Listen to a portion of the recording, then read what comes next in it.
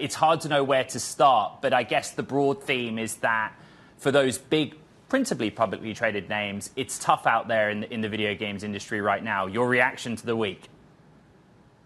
Yeah, thanks for having me, Ed. It's definitely been a big week. Obviously, also, this is on the back of the ban of TikTok, which 80% of the House just voted in favor of, the forced divestiture.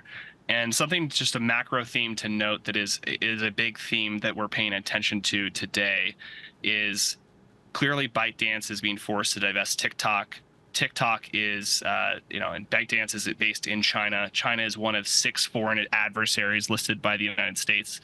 And a lot of people are now questioning, including a lot of the companies you just listed, will this forced divestiture continue to occur?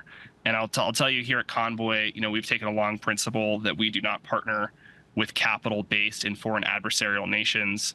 And we expect that many others will continue to ponder if this is the right move for the industry. So, Jason, there's going to be a large portion of the Bloomberg Technology audience that say, hold on a minute, why is a venture capital firm that invests in and focuses on video games worried about TikTok? It's a great question. So TikTok as an entity is one of the most used social platforms in the world.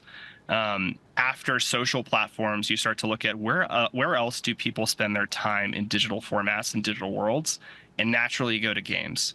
And You're talking about the battle for eyeballs, basically. It's the battle for eyeballs. We also view this as the precursor of what is to potentially come to the games industry. So this forced divestiture of TikTok could then lead to forced divestitures in the games industry.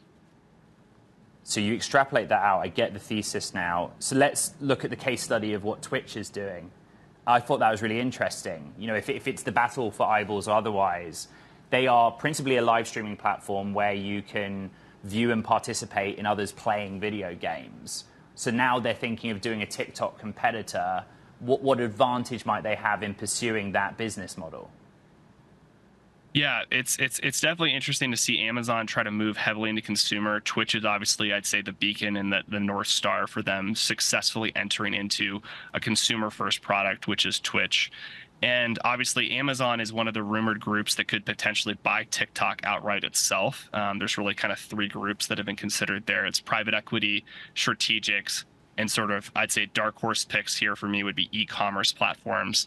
But, them announcing that they would like to actually go launch their own competitor directly, I think is either a precursor to test the waters of, in the next year, do we want to actually consider bringing this in-house ourselves? Or is this something that we want to just actually launch directly competitively and can grow in-house? As you said, Jason, a rumor that Amazon's waiting in the wings to buy TikTok. I don't think that Bloomberg's reported them as a candidate, but I'll look into it and I'll let you know. I want to go back to the kind of I got to keep you on your toes, Ed. I know. I'm just being me. More layoffs, more studio shutdowns. What comes next? Maybe consolidation.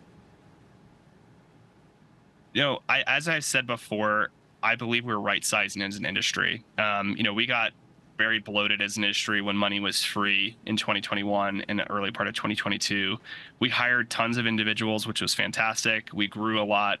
Gaming continues to grow. It grows about 100 to 150 million people a year. We're expecting actually a strong 2024 and very strong 2025. And I believe what you're seeing is right sizing, which is across not just gaming, but also entertainment and tech more largely. I've been playing a lot of Ghost of Tsushima recently on PlayStation. Awesome storytelling. Not clear where the next big innovation is in gaming. Just really quickly, Jason, what is the next big innovation?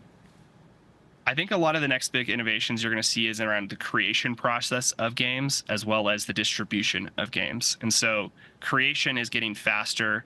We're able to produce a ton more content a lot more quickly, thankfully, largely due to new development tools that are often fueled and powered by artificial intelligence. So we're very excited about this trend.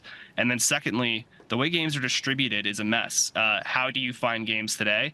The vast majority of gamers find that either in Facebook ads or they find it with word of mouth. And with the sheer amount of content that's coming our way, we think this needs to be rethought. And we're really excited to back entrepreneurs pursuing these problems.